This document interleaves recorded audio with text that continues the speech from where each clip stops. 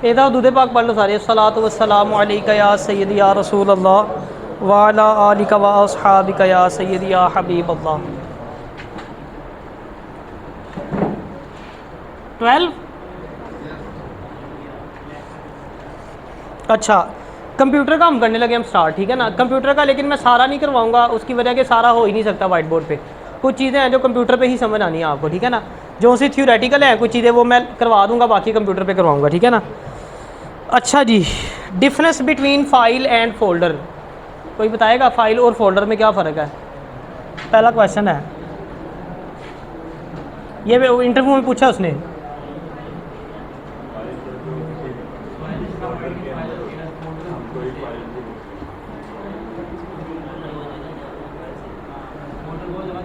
अच्छा जी, a file is a common storage unit, ठीक है। स्टोरेज यूनिट होता है जिसमें आप स्टोर करते हो इन अ कंप्यूटर, ठीक है।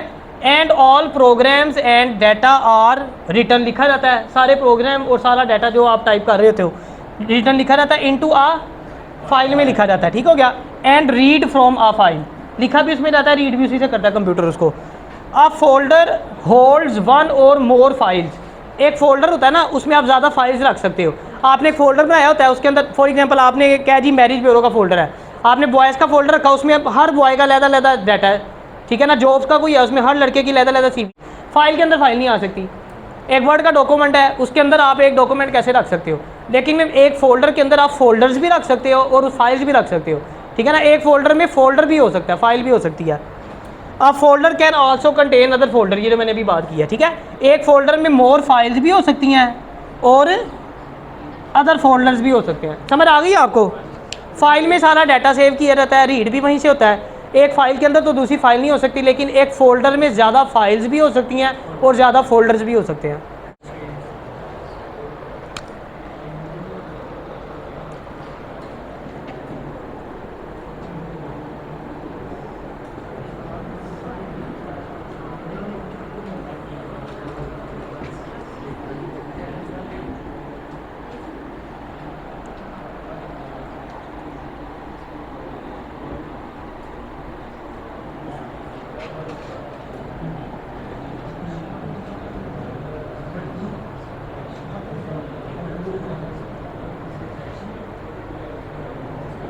हाँ जी, वर्कबुक और स्प्रेडशीट में क्या फ़र्क होता है?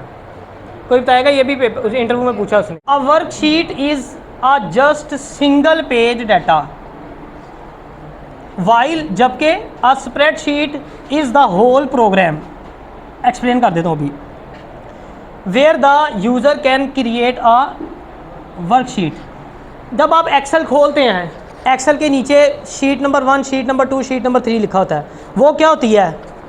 सिंगल पेज डाटा होता है, जो कि होती है वर्कशीट। अब वो जो 3 वर्कशीटों का मजमूआ है पूरा एक सेट, वो क्या है? वर्कबुक। यानी वर्कबुक के अंदर वर्कशीटें होती हैं। समझ गए मेरी बात? ये क्या होती है? Recent files. वर्ड में भी, पावर पॉइंट में भी, एक्सेल में भी एक ऑप्शन होता है, आप ऊपर ऑफिस बटन पे क्लिक करेंगे ना, उसमें आ रहा होता है रीसेंट फाइल्स का। उसका मतलब होता है जो आपने अभी थोड़ी देर पहले, घंटा पहले, 2 घंटा पहले, आज, कल, परसों, थोड़ी सी उसमें लिमिट होती है, ठीक है ना। वो एक सर्कल, फॉर एग्जांपल मिसाल के तौर पे 24 फाइल्स का उसमें एक सर्कल है, ठीक है। तो अगर 24 तक नहीं पहुंचा तो वो आपको सारी फाइलें नज़र आएंगी। 24 से ऊपर क्रॉस कर देगा तो पुरानी वाली निकलती जाएंगी, नई वाली ऐड हो जाएगी। फ़ायदा क्या होता है? मिसाल के तौर पे आप सुबह आए, आपने ऑफिस में आके काम शुरू किया, आपने एक फ़ाइल ओपन की डी ड्राइव में से, एक ओपन की सी ड्राइव में से, वर्ड की फ़ाइल, एक आपने किसी ड्राइव में से, किसी फोल्डर में से, डिफरेंट फोल्डर से आपने उठा के फाइलें यूज़ की, यानी इस पर काम किया आपने। लाइट चली गई, सारी फाइलें बंद हो गई।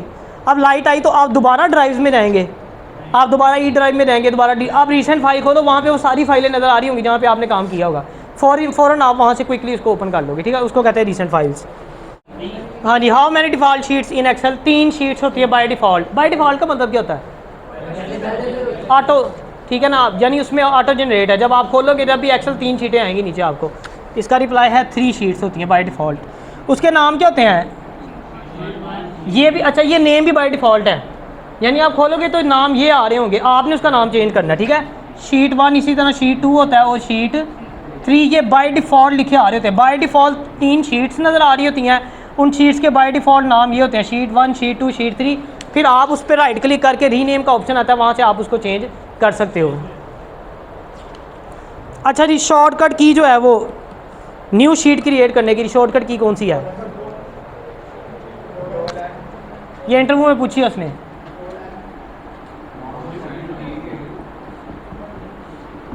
शिफ्ट F11, शिफ्ट F11 याद कर लेनी है नई शीट क्रिएट करने के लिए।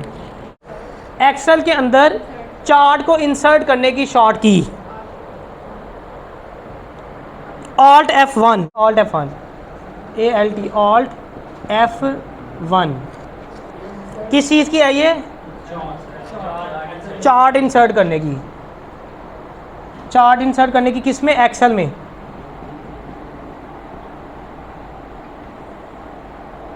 ठीक हो गया। आगे आ जाएं।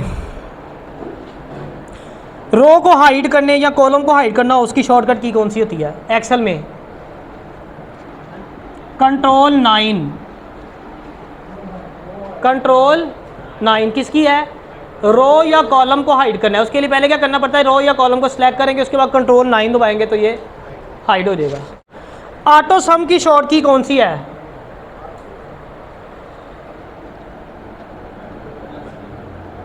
ऑटो सम। सम तो जानते हैं ना क्या होता है? क्या होता है? Alt plus is equal to, auto sum कर देगा। ठीक है, इसको आगे चले। वर्ड की एक्सटेंशन क्या होती है? वर्ड की क्या होती है जी? DOC। पावर पॉइंट की PPT। एक्सेल की XLX। ये भी पूछते हैं इंटरव्यू के अंदर, याद रखनी है। वैसे इसको XLSX भी आ रहा होता है, S आएगा बीच में, XLSX ये है इसकी सही।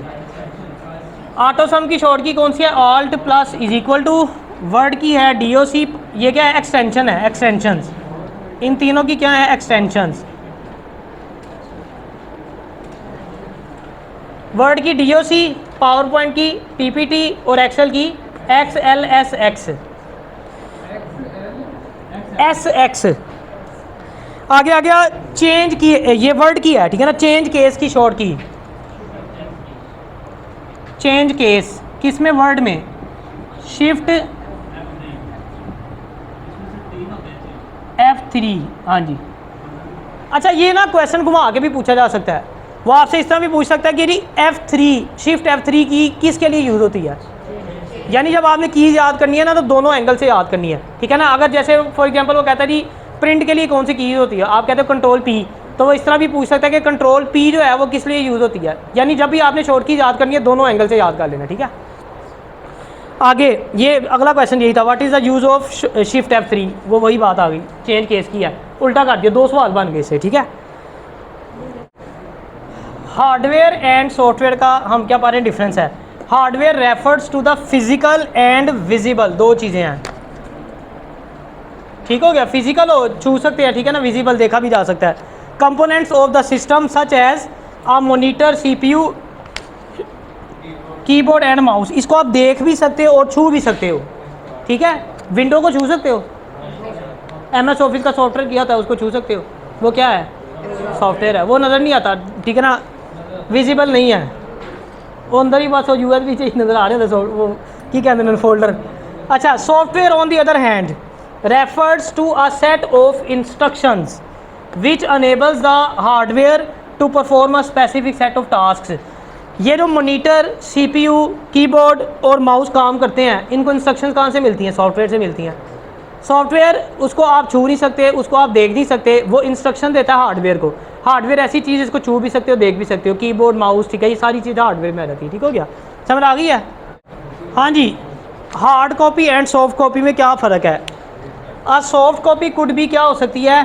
टेक्स्ट फाइल हो सकती हैं, ठीक है, जो हमारी MS ऑफिस की फाइल जिसमें टाइप किया होता है, पावर पॉइंट कोई प्रेजेंटेशन बनी होती है, एक्सेल में कोई रिजल्ट कार्ड बनाया है, वो सारी क्या है?